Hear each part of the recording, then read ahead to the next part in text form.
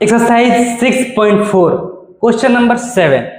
इसके पहले के जितने भी सवाल हैं हम लोगों ने कर लिया है। क्वेश्चन नंबर 7 को पढ़ते हैं, समझते हैं, हल करते हैं।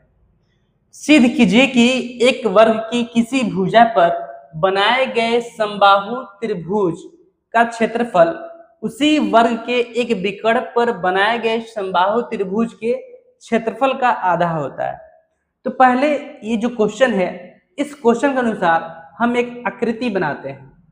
तो कह रहा है कि सिद्ध कीजिए कि एक वर्ग, तो पहले हमें एक वर्ग बनाना पड़ेगा। तो हम यहाँ पर एक वर्ग बना लेते हैं। वर्ग का चारों भुजा जो होता है वह क्या होता है? बराबर होता है। तो कह रहा है कि वर्ग की किसी भुजा पर बनाए गए समबाहु त्रिभुज का क्षेत्रफल। तो हम यहाँ पर इसका नामकरण कर देते हैं ए, बी, सी और डी। अब इसकी भुजा बीसी पर हम एक समबाहु त्रिभुज खींच देते हैं। चलिए इसका नामकरण कर देते हैं, ए हो गया है, इसका ई रख देते हैं। ठीक है, तो ये हो जाएगा त्रिभुज बी सी ई, बी सी ई।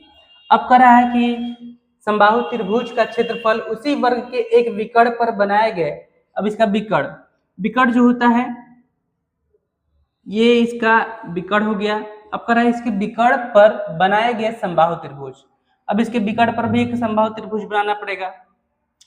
तो चलिए, तो यहाँ पर भी इसके विकर्ण पर भी हम एक समबाहु त्रिभुज खींच देते हैं। ठीक है, अब इसका ई हो गया है, इसका नाम रख देते हैं एफ। तो यह बन गया आकृति प्रश्न के अनुसार।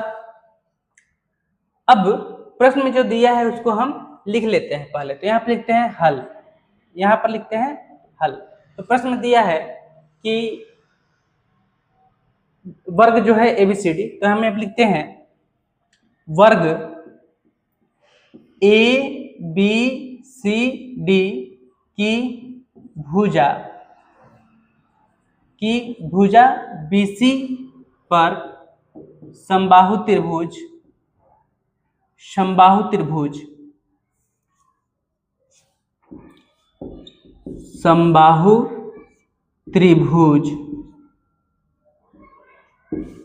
त्रिभुज बी सी ई है, BCE है, एवं विकर्ण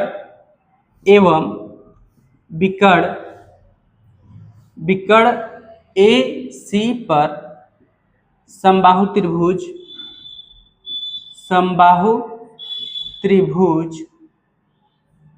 त्रिभुज क्या है?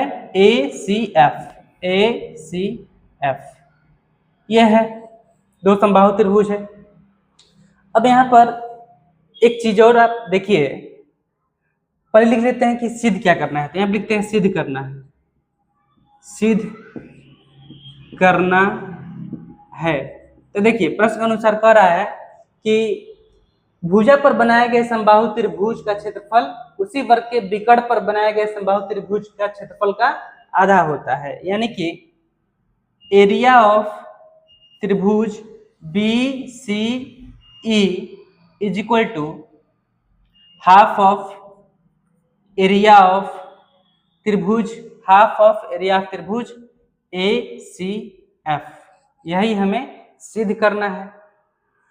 अब देखिए यहाँ पर एक चीज और, अगर वर्ग का इस भुजा को, BC भुजा को हम A मान ले, तो ये वाला भुजा भी A हो जाएगा, ये वाला भुजा भी A हो जाएगा और ये वाला भुजा भी A हो जाएगा। और समबाहु त्रिभुज में आपको पता है कि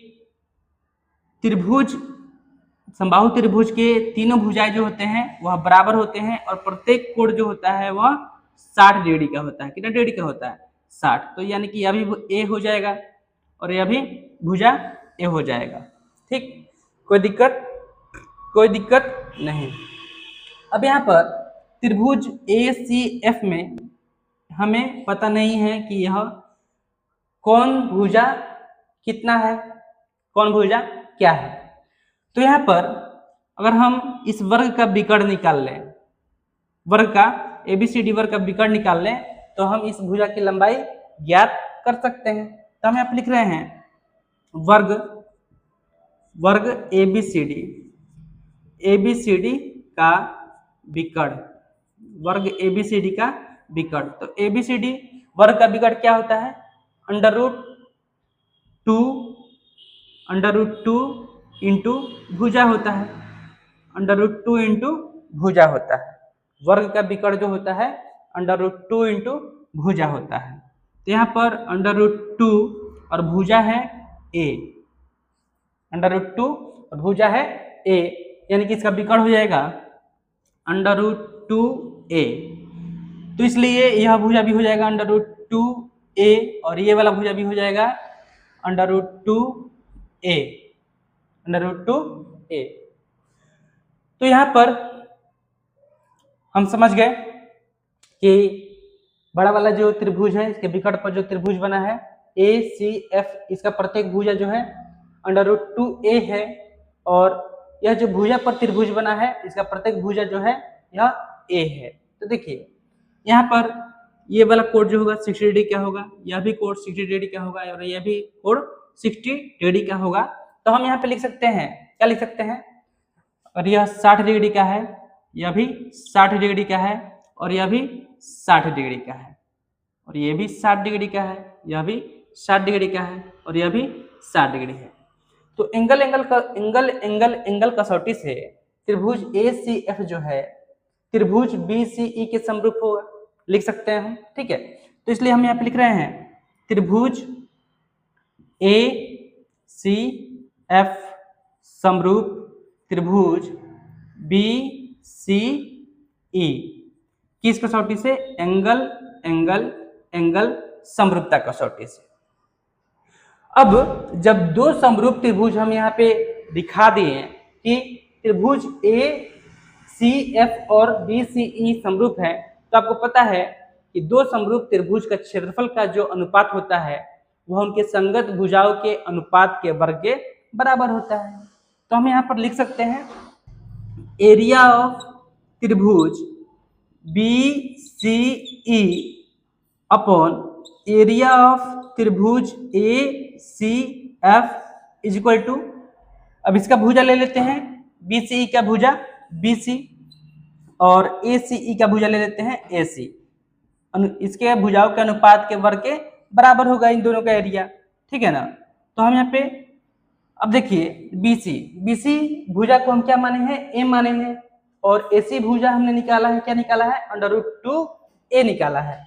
यहाँ पे हम BC की जगह पर A लिख देते हैं और AC की जगह पर √2a लिख देते हैं। तो हम यहाँ पे लिखते हैं एरिया ऑफ त्रिभुज BCE अपॉन एरिया ऑफ त्रिभुज ACF is equal to BC है A और AC है √2a, इनके अनुपात के वर्ग के बराबर होगा इनका एरिया। तो देखिए अब A का स्क्वायर A का वर्ग करेंगे, A का वर्ग करेंगे तो ये हो जाएगा A स्क्वायर, और √2a का वर्ग करेंगे तो ये हो जाएगा 2 इंटू A स्क्वायर, यानी कि 2a स्क्वायर हो जाएगा। तो हम इसको लिखते हैं यहाँ पर एरिया ऑफ त्रिभुज BCE एरिया ऑफ त्रिभुज BCE अपॉन एरिया ऑफ त्रिभुज ACF is equal to A square upon, यहाँ पर देखिए लिखे हैं √2 इंटू √2, तो ये होता है 2, तो ये हो जाएगा 2a स्क्वायर, ठीक है ना। चलिए तो यहाँ पर अब आगे A स्क्वायर से A स्क्वायर हम काट सकते हैं, तो ऊपर क्या बचेगा? 1 बचेगा। तो हम लिख सकते हैं यहाँ पर एरिया ऑफ त्रिभुज BCE अपॉन एरिया ऑफ त्रिभुज ACF इज इक्वल टू 1/2। अब इसको अगर हम क्रॉस मल्टीप्लाई कर दें, नीचे वाले को ऊपर वाले से, ऊपर वाले को नीचे वाले से, तो हम यहाँ पे क्या लिख सकते हैं? तो हम यहाँ पे लिख सकते हैं 2 इंटू एरिया ऑफ त्रिभुज BCE is equal to area, इसको 1 से मल्टीप्लाई करेंगे तो यही रहेगा, तो ये हो जाएगा एरिया ऑफ त्रिभुज ACF। अब इधर 2 जो है मल्टीप्लाई कर रहा है, उधर जाएगा तो डिवाइड करेगा, तो हम लिख सकते हैं एरिया ऑफ त्रिभुज BCE is equal to 1/2 into area of त्रिभुज ACF। हमें क्या सिद्ध करना था? हमें क्या सिद्ध करना था ना, एरिया ऑफ त्रिभुज BCE is equal to 1/2 into area of A C F, 1/2 into area of A C F. तो ये सिद्ध करना था, तो ये क्या हुआ, सिद्ध हो गया। यहाँ पे लिखेंगे सिद्ध हुआ। तो ये था क्वेश्चन नंबर 7, एक्सरसाइज 6.4 का क्वेश्चन नंबर 7। मिलते हैं नेक्स्ट वीडियो में अगले सवाल के साथ, तब तक के लिए धन्यवाद।